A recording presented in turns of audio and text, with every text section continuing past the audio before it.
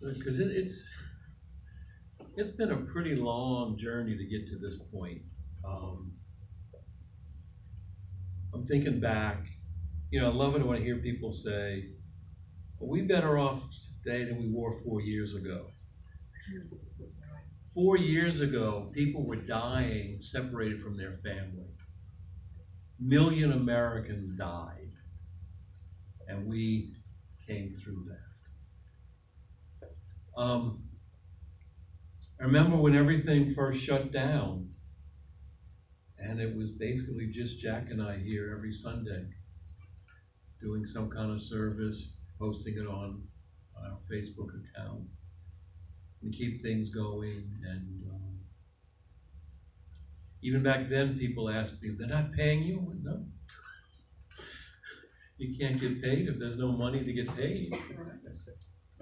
And I knew then that my whole reason for doing it was to keep this place open.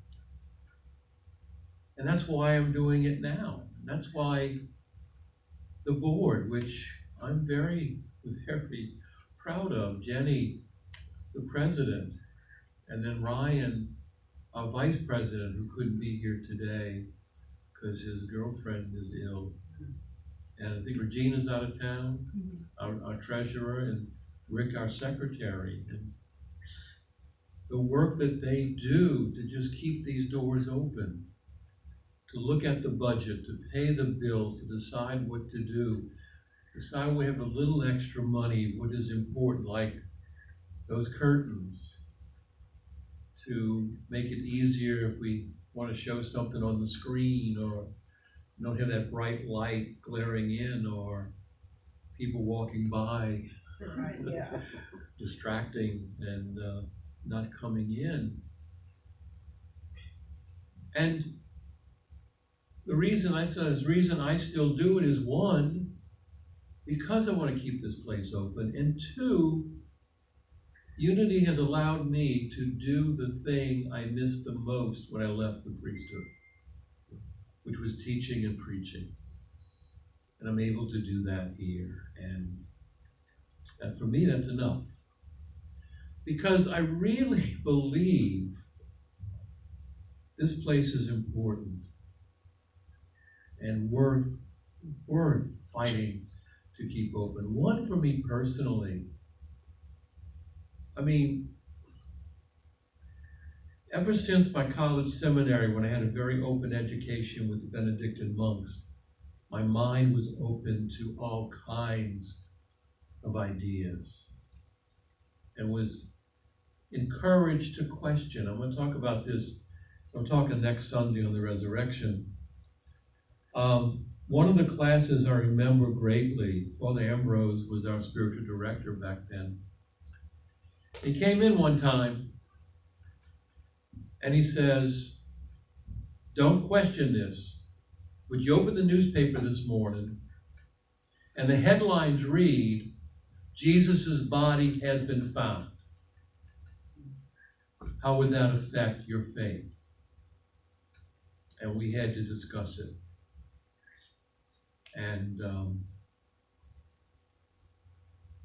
I'll give the rest of that next week.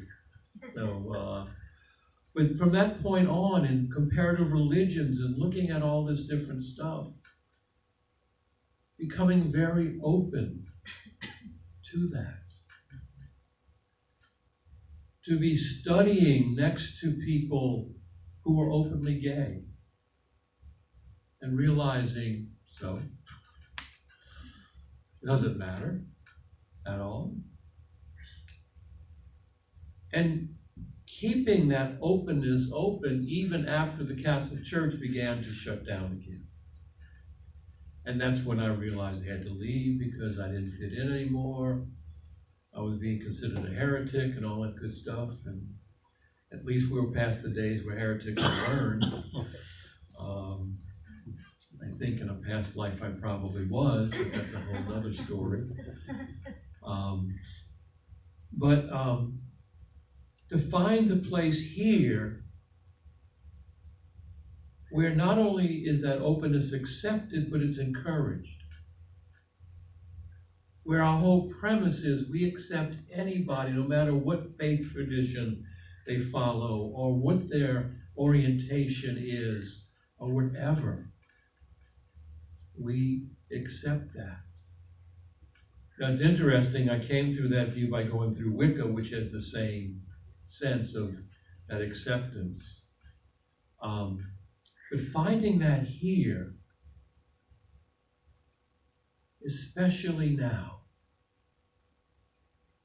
in a world or in our country where acceptance isn't being accepted anymore. In fact, we've taken an even further step back where tolerance seems not to be accepted anymore. And that pains me to see that. You know, for years I've had friends who were gay. Brenda and I's best friends, their daughter is trans. And to see the hurt on their faces when people attack this already vulnerable group of people. Phoebe, I believe, is one of those people, if she did not find acceptance, she probably would have ended up one of those statistics. And I learned a long time ago, or accepted a long time ago, that it doesn't matter who somebody loves, that's not going to destroy me. In fact, I used to have a joke. We used to go out with friends, and sometimes we hit the gay bars and things like that, and just having fun. And two of my friends who were entering a relationship kissed each other. And I went, "Oh, listen, can't you hear society unraveling?" To me, it's crazy, but that's what's going on. I hate even calling them fringe groups because they're not. They're just as part of humanity as we are. But there's so much hatred and fear developing. And we see the same thing happening with people of different faiths, of not tolerating someone who is different, in the fact that they're Jewish, Muslim, or atheist, or whatever, of saying somehow they're wrong, that they're not saved, they're going to go to hell, and then work on trying to set up a government that favors just one religion. And even though they say, oh, but we'll allow other people to have the freedom to worship, that's not going to last long. I can guarantee it. And that's why I see unity of Metairie as being so important. Because we as a group and as individuals stand against that. We say that is wrong because it's based in fear. Where we say, no, if you base everything in love, how can you hate somebody else? Because they have a different worldview than you do, or a different faith than you do, or a different orientation, sexual orientation than you do. That's why I do what I do here. I tell that to people. Wait, you doing all that and they're not paying you? No. Because that's not why I do this. I do this because I want this church to stay open. Because of what we stand for. Knowing that it could get harder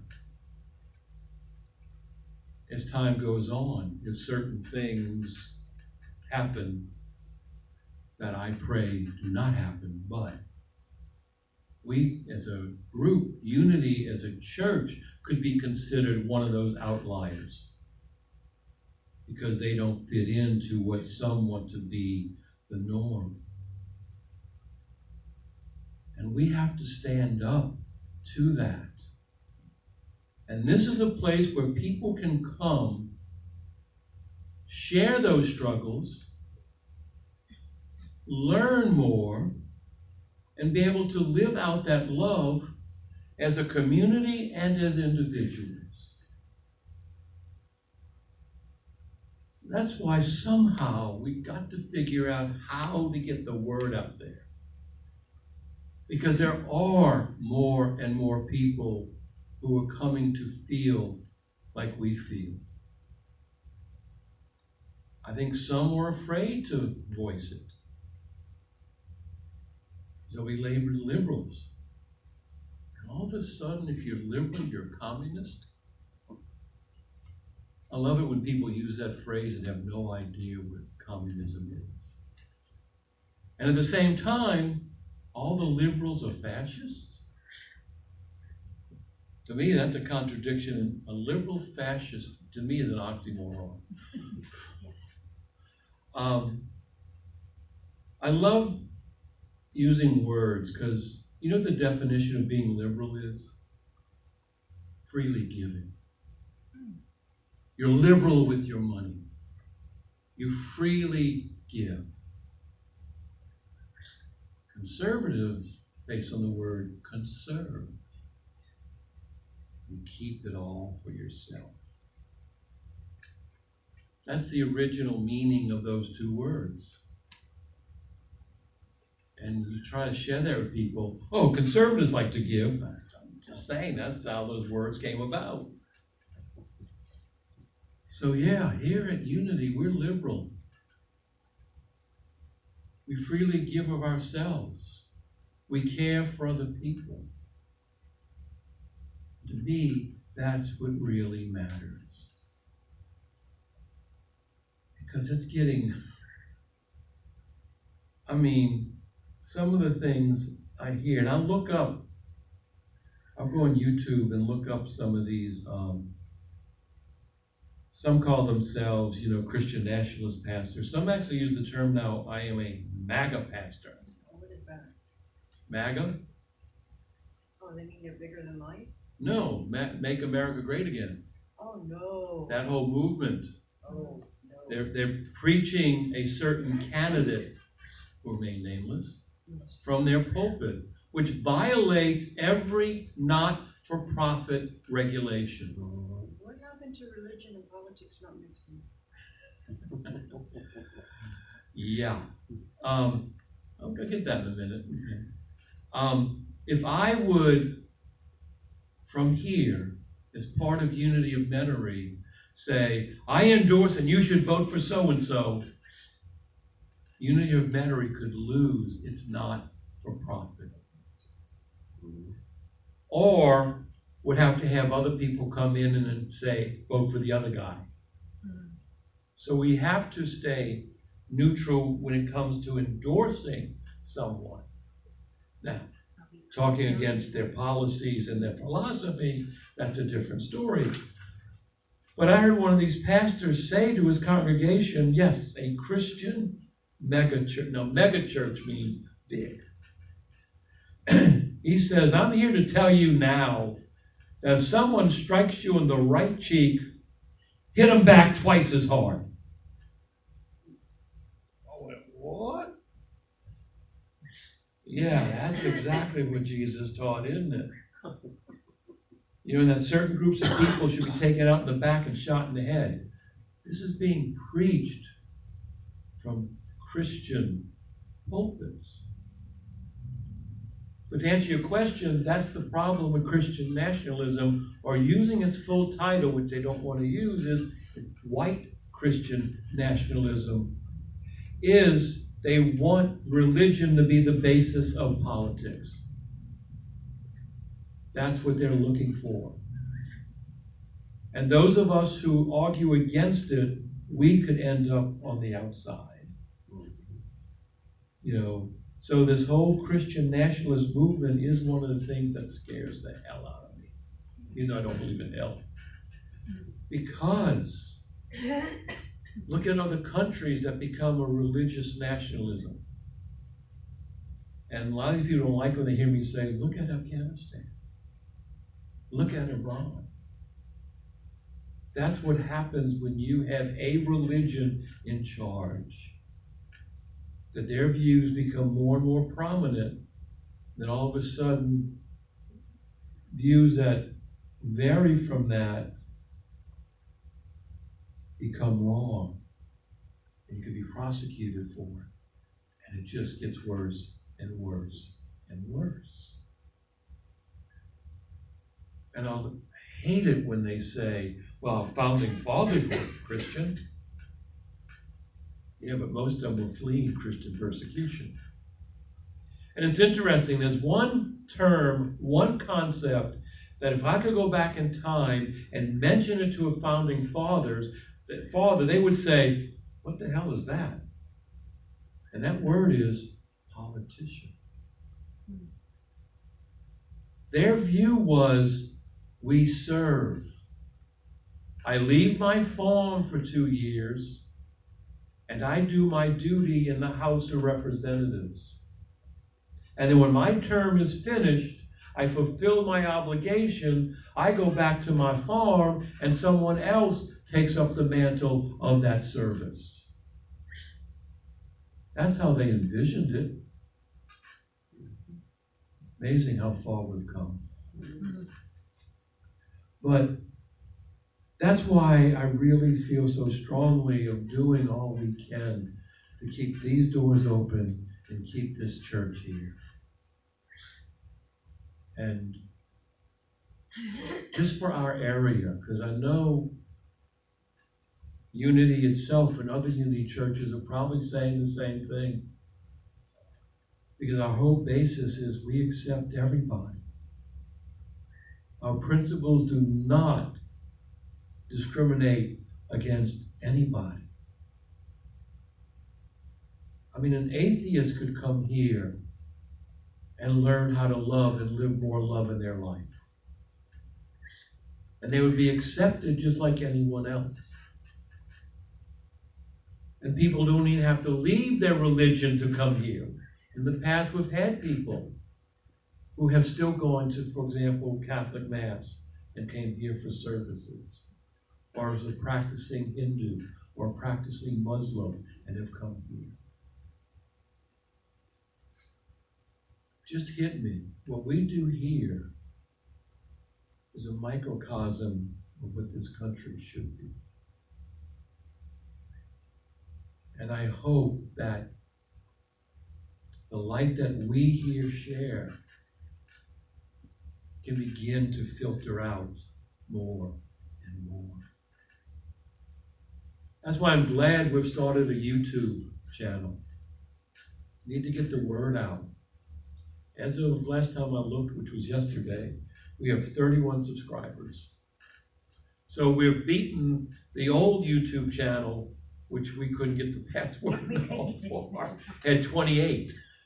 Oh, 20 was less. So there's some people who are subscribing. And where that's important, the way YouTube works is, the more subscribers you have, and the more, if you look at a video and you like it, hit like. Because the more subscribers we have, and the more likes we have, the higher we go up on the algorithm. For example, I did a talk a while back on tolerance. If you go to YouTube and type in the word tolerance, you go down, down. My talk never shows up. Because there's so few views and so few subscribers. Yes, we got a small group, but we can slowly try to build that. You can email or text. If you talk you like on our YouTube channel and you think you have a friend who would like to see it, just don't tell them to go to YouTube. Text or email that video to them. They'll click on it. If they like it, they'll go, oh, wait a minute, they got other things on that channel. And we can grow that part of ourselves. And I know we're still going to work on ways of trying to get more people here. You know, a lot of groups are finding that trouble because so many of us were used to just sitting at home and pulling something up on the computer and watching it. And what Jack and I did here for those few years facilitated that. But there's something about being in community together, of coming here and being recharged and learning and hopeful that we get more and more people, that we can start having classes again, you know, and doing other things other than just gathering here on Sunday morning. And yes, we've got to keep the doors open. And if we have more people come, yes, more money will be given. Yes, but I'm sitting up here asking for that, but I'm not wearing a $10,000 watch. That's one of my talks in the future, guys, is the universal truth of the prosperity gospel. It's another one of those things. But it's important to me, to our city, our area, I believe to our country, that places like Unity of Metairie stay open. And when I say stay open, I mean that two ways. Keeping the doors open and keeping our minds open. I've always liked saying that Unity of Metairie is a gathering of like open-minded people. And I want to continue that. The only way to continue that is for us to really try, and I know we all have, but try even to just come visit us. Come see. Share our videos with people. That's why we wanted to go on YouTube. Because when we were doing Facebook, you had to have a part of Facebook. And I've always refused, and still to this day, do not have a Facebook account. People ask me why, because I said, because I'm kind of breaking that with videos now, because one time I'm telling them, look at it, I go, oh, that's what it is. But YouTube is open to everyone. And anyone can look at it without having to join, or they don't have to subscribe, but hopefully they do. So it's a way for us to get our message out to more and more people. And just hopefully, as time goes on, we'll fight. The board will work at. We'll try to get maybe a few more people in here renting the building and things like that, so we can keep the doors open. Because right now, most of the money goes to the rent, which we're almost caught up on. We're getting there. Electricity, the internet, which we need, and things like that. So just basically the basic essentials. Like I said, every once in a while we get a little extra money and say, oh, we can spend a little bit and putting curtains up and things like that. So thank you all for being here and for y'all's support. And that's why I said I don't think this one's going to be posted. I told you it was going to be personal because it's us. And I think sometimes we need to do that. We need just to get together and share why this is important. And maybe we get a few little things to eat. We can continue of each of us sharing with each other. Why do I keep coming here? Why is this place important to me? That I spend my time coming here, that I go up and put a little bit in the box up there. You know, we don't have the fear of going to hell like the Catholic Church has. How many people go to Mass on Sunday because if I miss Mass and die tomorrow, I'm going to go to hell? We don't have that. Jack and I used to joke, oh God, if we did, we could fill this place. But of course, that goes against everything Unity teaches, but you have to come here in order to be saved. That's a big club that churches have used for centuries. And we don't have that here.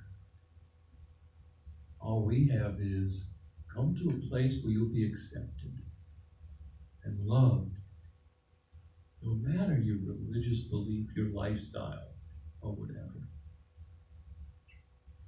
And that's a really little bitty club. So thank you all for being here today. And let's share in some of the stuff you brought and just fellowship. It's a term I've always loved because that's what it means. Fellowship means coming together and sharing. So, Namaste. namaste, amen, blessed be.